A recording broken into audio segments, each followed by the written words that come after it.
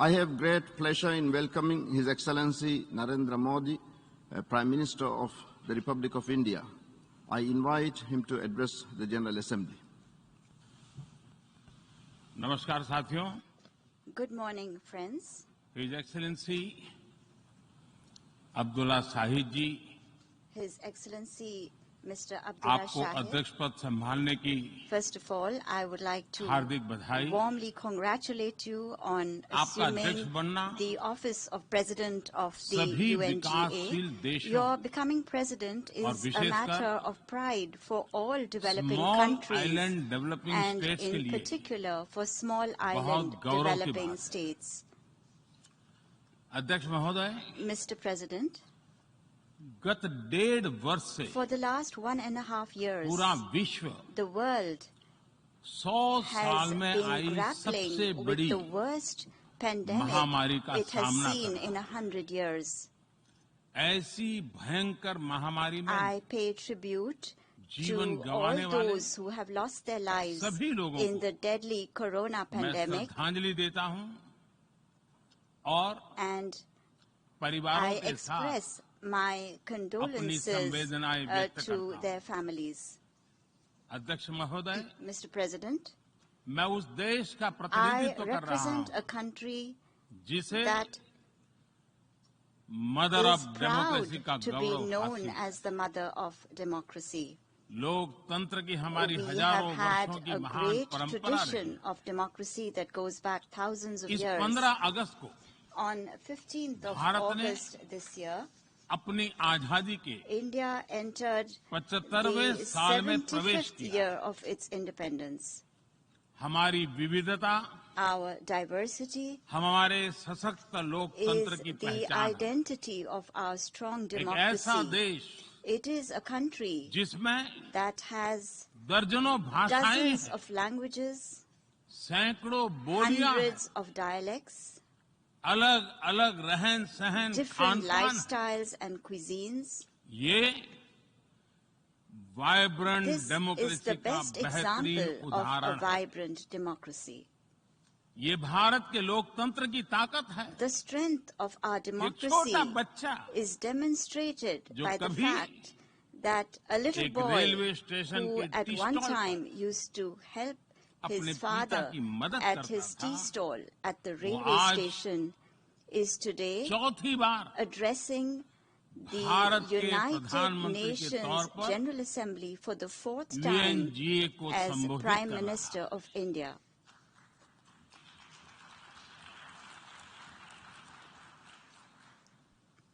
सबसे लंबे समय तक I will soon Gujarat have का spent 20 मुख्यमंत्री years serving और my फिर countrymen as पिछले head of 7 साल government. से First as the Bharat longest के serving प्रधानमंत्री Chief के Minister तौर पर of मुझे Gujarat and then Head of as Government Prime की Minister भूमिका में for the last 7 years. देशवासियों की सेवा करते हुए 20 साल हो रहे हैं और And मैं अपने I अनुभव am से कह saying रहा this हूं to you from my own Yes. experience.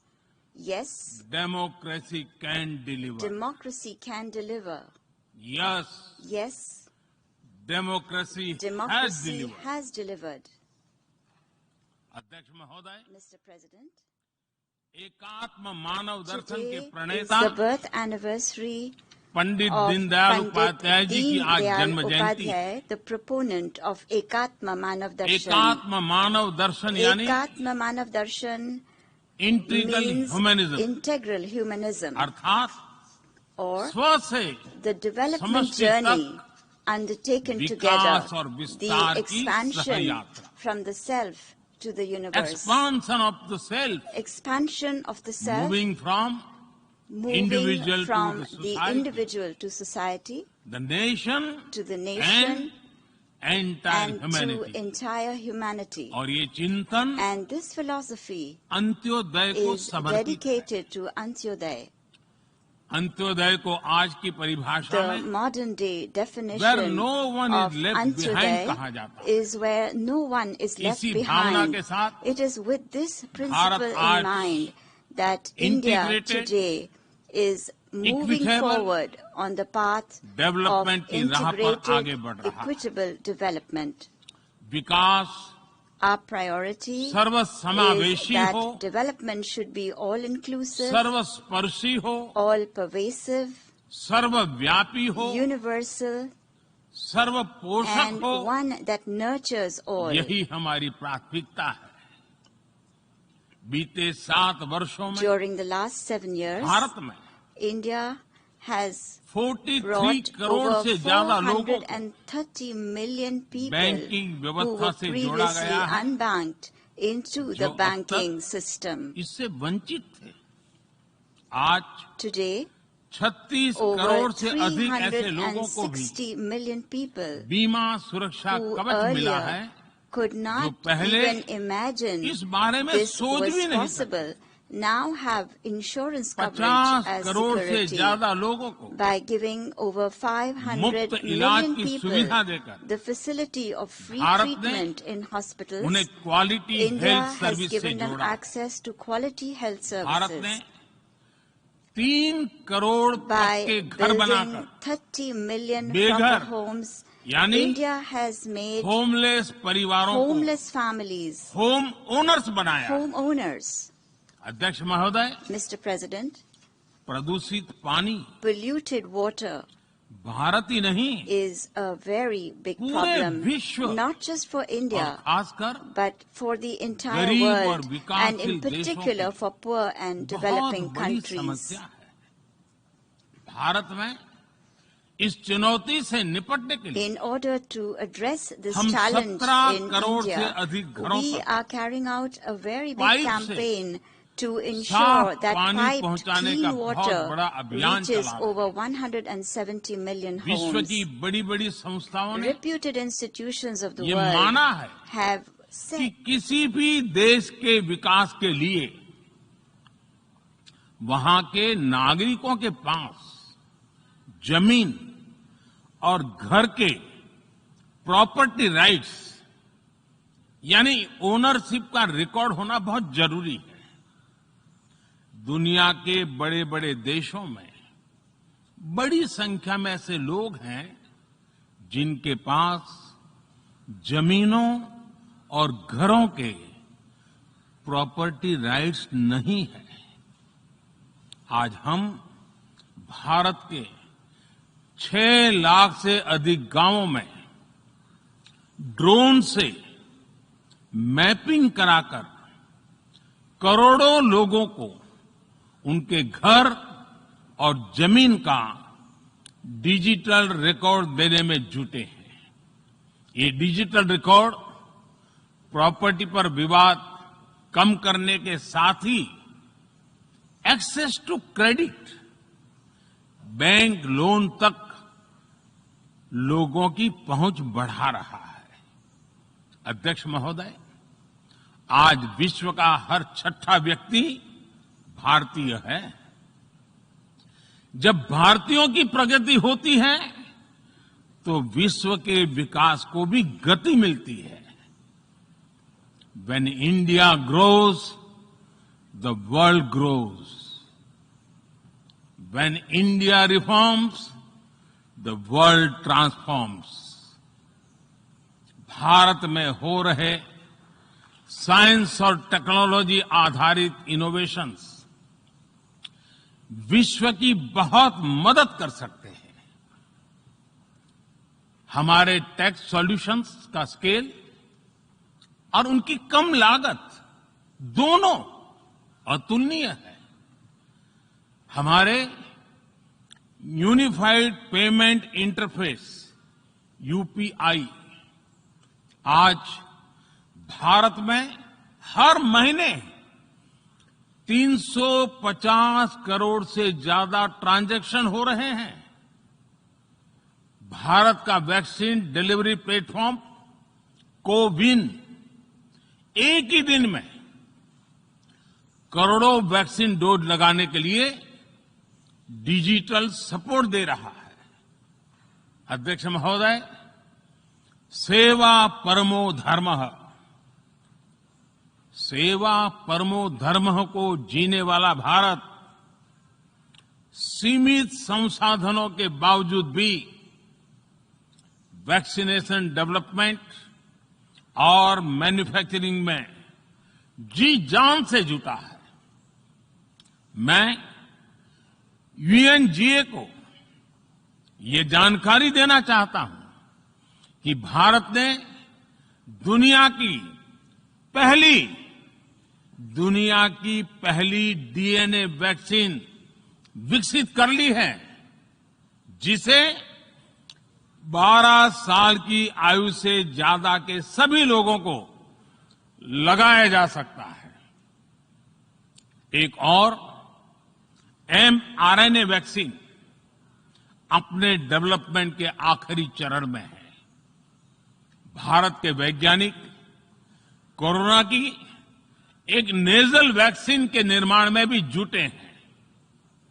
मानवता के प्रति अपने दायित्व को समझते हुए भारत ने एक बार फिर दुनिया के जरूरतमंदों को वैक्सीन देनी शुरू कर दी है।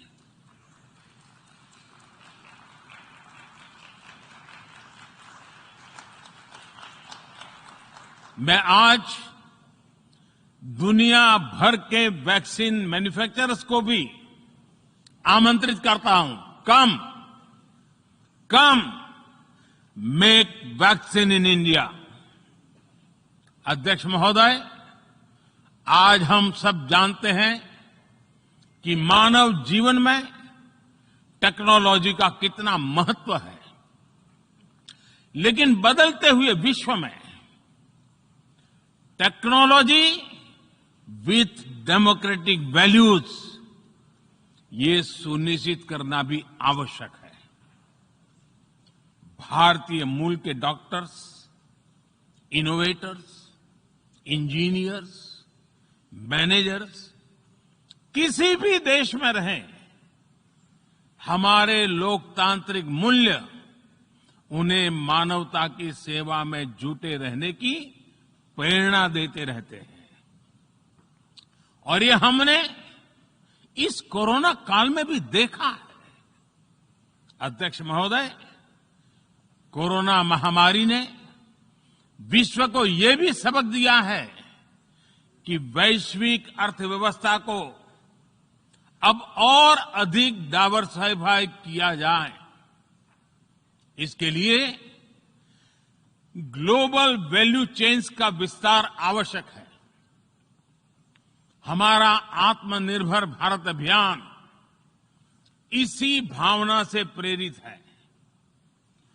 ग्लोबल इंडस्ट्रियल डाइवर्सिफिकेशन के लिए भारत विश्व का एक लोकतांत्रिक और भरोसेमंद पार्टनर बन रहा है। और इस अभियान में भारत ने इकोनॉमी और इकोलॉजी दोनों में बेहतर संतुलन स्थापित किया है। बड़े और विकसित देशों की तुलना में क्लाइमेट एक्शन को लेकर भारत के प्रयासों को देखकर आप सभी को निश्चित ही गर्व होगा। आज भारत बहुत तेजी के साथ 450 गीगावाट रिन्यूएबल एनर्जी के लक्ष्य की तरफ बढ़ रहा है। हम भारत को दुनिया का सबसे बड़ा ग्रीन हाइड्रोजन हब बनाने के अभियान में भी जुट गए हैं। अध्यक्ष महोदय, हमें अपनी आने वाली पीढ़ियों को जवाब देना है कि जब फैसले लेने का समय था, तब जिन पर विश्व को दिशा देने का दायित्व था, वो क्या कर रहे थे। आज विश्व के सामने रिग्रेसिव थिंकिंग और एक्सट्रीमिज्म का खतरा बढ़ता जा रहा है। इन परिस्थितियों में पूरे विश्व को साइंस बेस्ड, रेशनल और प्रोग्रेसिव थिंकिंग को विकास का आधार बनाना ही होगा। साइंस बेस्ड अप्रोच को मजबूत करने के लिए भारत एक्सपीरियंस बेस्ड लर्निंग को बढ़ावा दे रहा है। हमारे यहां स्कूलों में हजारों अटल टिंकरिंग लैब्स खोली गई हैं, इंक्यूबेटर्स बने हैं और एक मजबूत स्टार्टअप इकोसिस्टम विकसित हुआ है।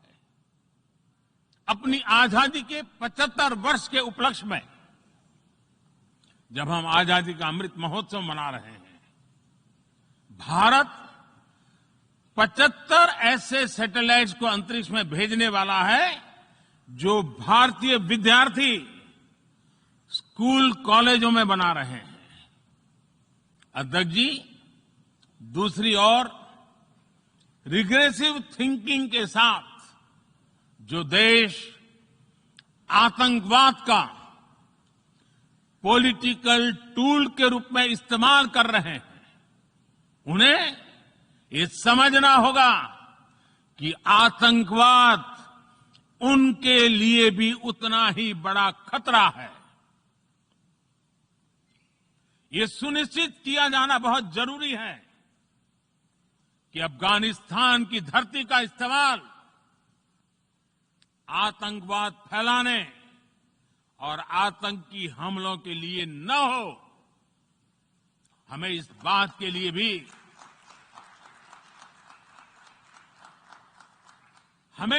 के लिए भी सतर्क रहना होगा कि वहां की नाजुक स्थितियों का कोई देश अपने स्वार्थ के लिए एक टूल की तरह इस्तेमाल करने की कोशिश न करें।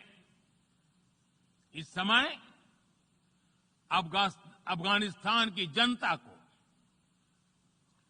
वहां की महिलाओं और बच्चों को, वहां की माइनॉरिटीज को मदद की जरूरत है और इसमें हमें अपना दायित्व निभाना ही होगा।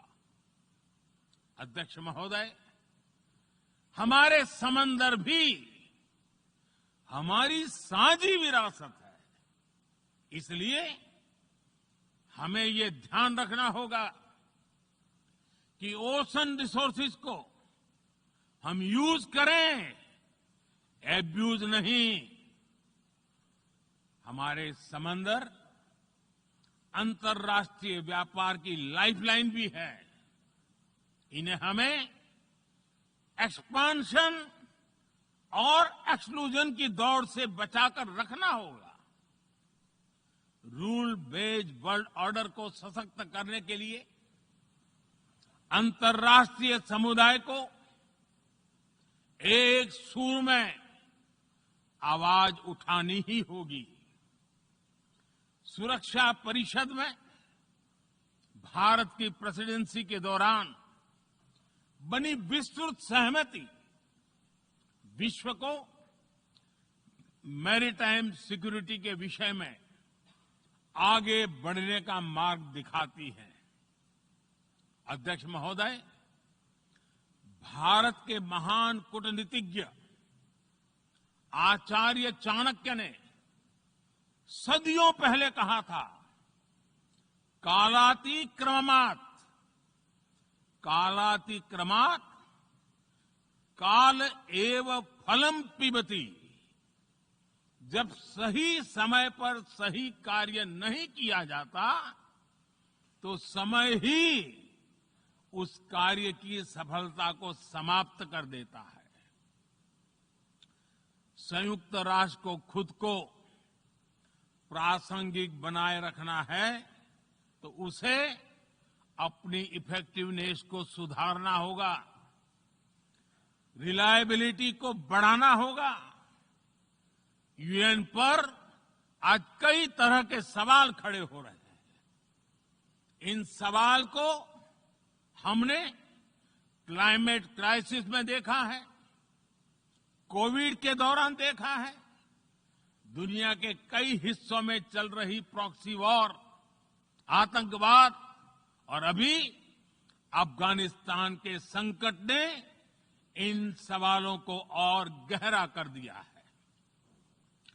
कोविड के ओरिजिन के संदर्भ में और ease of doing business ranking को लेकर वैश्विक गवर्नेंस से जुड़ी संस्थाओं ने दशकों के परिश्रम से बनी अपनी विश्वसनीयता को नुकसान पहुंचाया है। ये आवश्यक है कि हम यूएन को ग्लोबल ऑर्डर, ग्लोबल लॉज और ग्लोबल वैल्यूज के संरक्षण के लिए निरंतर सुदृढ़ करें।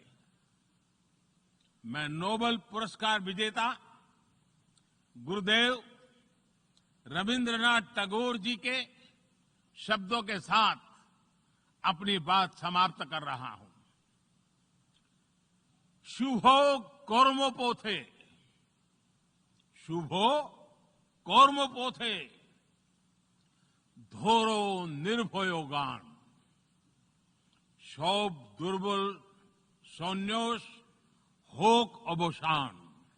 अर्थात अपने शुभ कर्म पथ पर निर्भीक होकर आगे बढ़ो, सभी दुर्बलताएं और शंकाएं समाप्त हो। ये संदेश आज के संदर्भ में संयुक्त राष्ट्र के लिए जितना प्रासंगिक है, उतना ही हर जिम्मेदार देश के लिए भी उतना ही प्रासंगिक है। मुझे विश्वास है हम सबका प्रयास विश्व में शांति और सौहार्द बढ़ाएगा, विश्व को स्वस्थ, सुरक्षित और समृद्ध बनाएगा। इन्हीं शुभकामनाओं के साथ बहुत बहुत धन्यवाद। नमस्कार।